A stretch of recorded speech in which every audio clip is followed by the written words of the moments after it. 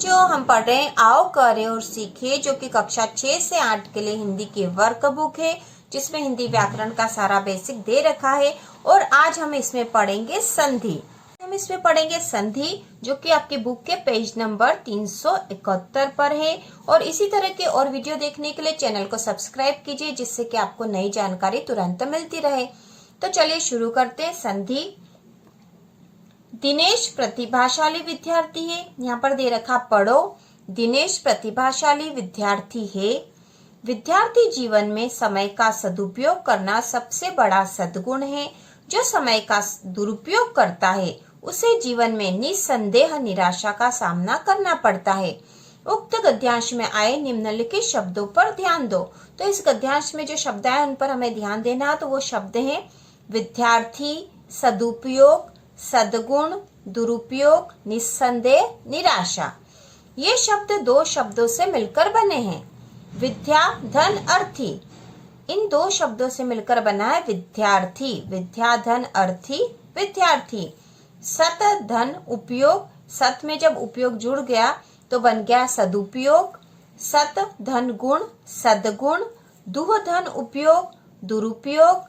निह, धन, संदेह, निस्संदेह। निधन, आशा, निराशा।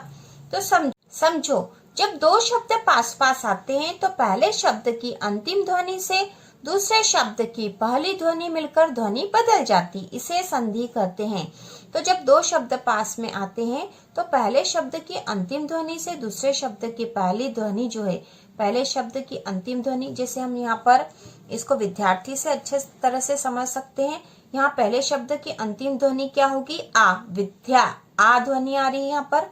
ठीक है, पहले शब्द की अंतिम ध्वनि आ है और दूसरे शब्द की पहली ध्वनि क्या हो रही है? अ। तो आ और अ दोनों मिल गए और बन गया आ बन गया है। तो विद्या, धन, अर्थी से बन गया विद्यार्थी। तो यही यहाँ पे यही बताया गया है कि पहले शब्द की अंतिम ध्वनि से दूसरे शब्द की पहली ध्वनि मिलकर ध्वनि बदल जाती है, इसे संधि कहते हैं। इसे यूं भी समझे कि दो वर्णों के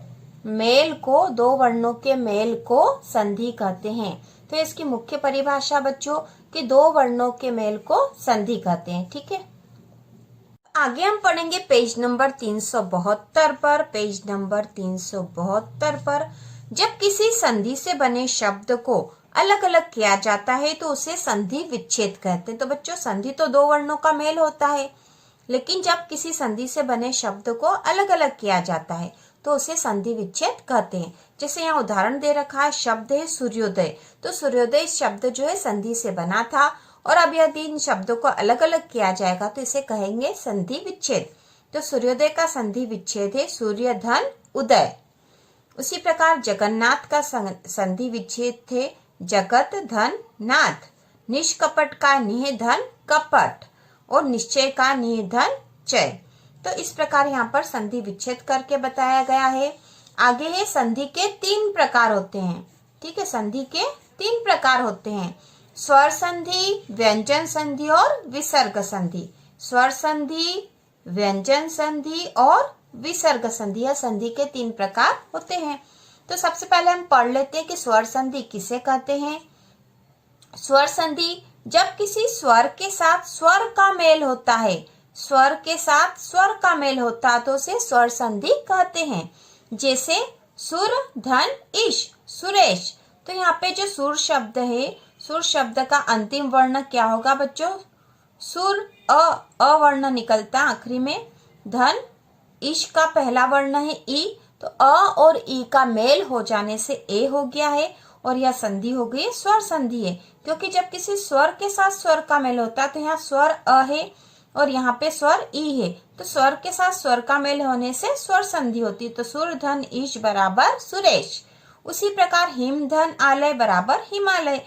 तो हिम का अंतिम वर्ण क्या हो गया बच्चों? हिम, अ वर्ण आता आखिरी में। हिम में कौन सा आता? अ। धन, आलय का पहला वर्ण है आ, तो अ, धन, आ से आ बन गया, आ की मात्रा लग गई यहाँ पे, तो ये हो गया हिमालय। इस प्रकार यह जो है स्वर संधि के उदाहरण। आगे हम पढ़ेंगे व्यंजन संधि। जब किसी व्यंजन के साथ किसी स्वर या व्यंजन का मेल होता है उसे व्यंजन संधि कहते हैं। और ये आपकी बुक के पेज नंबर 373 पर है। तो यहाँ पे दे रखा कि किसी व्यंजन के साथ स्वर या व्यंजन का मेल होता है उसे व्यंजन संधि कहते हैं। तो यहाँ उदाहरण दे रखे बच्चों, सत, धन, जन, सज्जन। तो यहाँ जो त है, त के नीचे हलंत लगा है, मतलब ये क्या है, ये व्यंजन है, व्यंजन के साथ व्यंजन ज का मेल हो रहा है, तो ये बन गया सज्जन। उसी प्रकार जगत, धन, नाथ, जगन्नाथ। तो यहाँ व्यंजन के साथ व्यंजन का मेल हुआ तो ये हो गया जगन्नाथ। इसी प्रकार तीसरी जो प्रकार की जो संधि वह विसर्ग संधि है। विसर्ग संधि जब किसी विसर्ग के साथ किसी स्वर या व्यंजन का मेल हो तो उसे विसर्ग होना चाहिए था बच्चों, गलत लिखा है, यहाँ पे होगा विसर्ग संधि कहते हैं।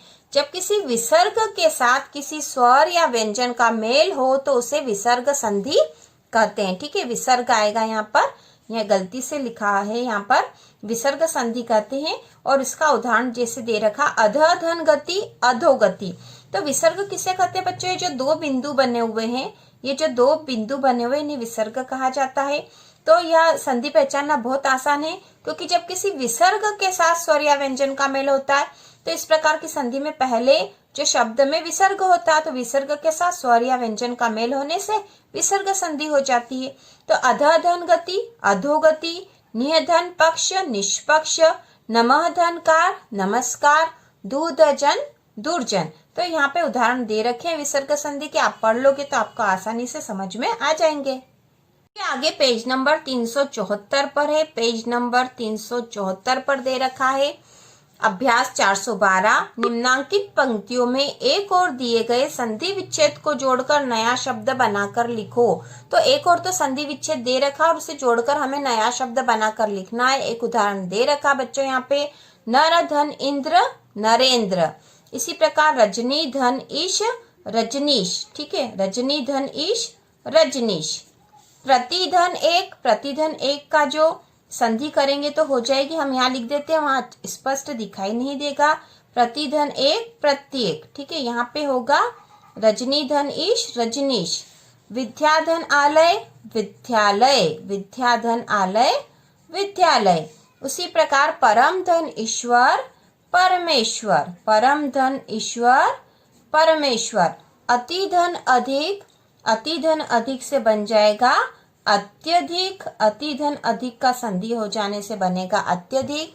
और सूरधन ईश, सूरधन ईश से हो जाएगा सुरेश। ठीक है, सूरधन ईश, सुरेश। आगे बुक के पेज नंबर 375 पर दे रखा बच्चों, पेज नंबर 375 पर दे रखा अभ्यास 413, इसे भी हम कर लेते हैं। नीचे दिए गए शब्दों के आगे लिखे सही संधि विच्छेद पर गोला लगाओ। तो जो सही संधि विच्छेद करा हुआ उस पर हमें गोला लगाना है। तो पहला शब्द है दिगंबर, तो दिगंबर का संधि विच्छेद होता है दिक, धन, अंबर, दिक, धन, अंबर, दिगंबर। सज्जन, सज्जन का संधि विच्छेद होता है सत, धन, जन, सज्जन, सत, धन, जन। उसी प्रकार उज्ज्वल, उज्ज्वल का होगा उज्ज, धन, ज्वल, उज्ज्वल। ठीक है, उज्ज, धन, ज्वल, उज्ज्वल। उसी प्रकार सदगति का होगा सत, धन, गति, सदगति। और तल्लीन का हो जाएगा तत, धन, लीन, तल्लीन। तो हमने सही संधि विच्छेद पर गोला लगा दिया है।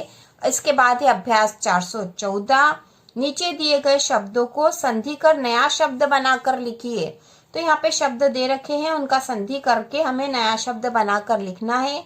और एक उदाहरण यहाँ दे रखा है, निह, धन, आशा, निराशा।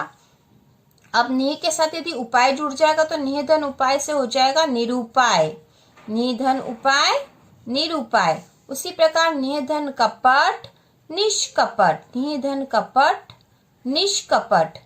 और निह, धन, पक्ष, निष्पक्ष, निह, धन, पक्ष, निष्पक्ष। यह हमने संधि कर दी है इसकी।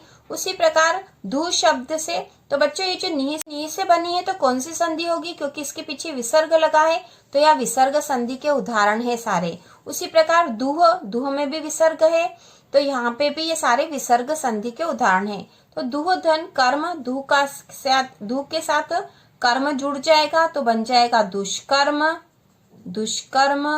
और दूह, धन, उपयोग, इससे बन जाएगा दुरुपयोग, दुरुपयोग। दूह, धन, साहस, दुस्साहस, दुस्साहस। और दूह, धन, गंध, दुर्गंध। ठीक है, दुर्गंध। तो यह हमारे संधि वाले सारे प्रश्न हो चुके हैं।